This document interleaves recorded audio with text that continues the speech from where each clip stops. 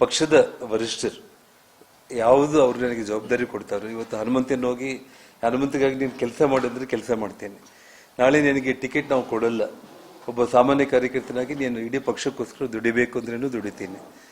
ಶ್ರೀರಾಮುಲನ್ನ ಹೋಗಿ ಗೆಲ್ಸ್ಕೊಂಡು ಬಾ ಅಂದ್ರೂ ಕೂಡ ಗೆಲ್ಲಿಸ್ತಾ ಇದ್ವಿ.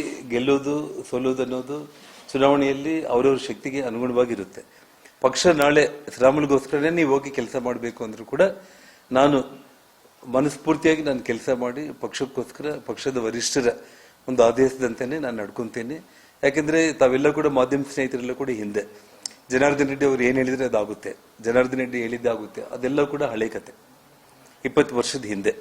ಇವತ್ತು ಜನಾರ್ದನ್ ರೆಡ್ಡಿ ಸಂಪೂರ್ಣವಾಗಿ ಪಕ್ಷಕ್ಕೆ ಇವತ್ತು ತಲೆಬಾಗಿ ಪಕ್ಷದ ಆನತಿಯಂತೆ ಪಕ್ಷಕ್ಕೆ ಒಂದು ಪಕ್ಷದ ವಿಚಾರದಲ್ಲಿ ಒಬ್ಬ ನಿಷ್ಠಾವಂತ ಕಾರ್ಯಕರ್ತನಾಗಿ ನಾನು ಕೆಲಸ ಮಾಡ್ತೀನಿ. ಆಗಲಿ ಇನ್ನೊಬ್ಬರ ಮೇಲೆ ಹೇಳಿ ಮೆಟ್ಲೇರುವಂತ ಒಂದು ಅವಶ್ಯಕತೆ ನನಗೆ ಇಲ್ಲ.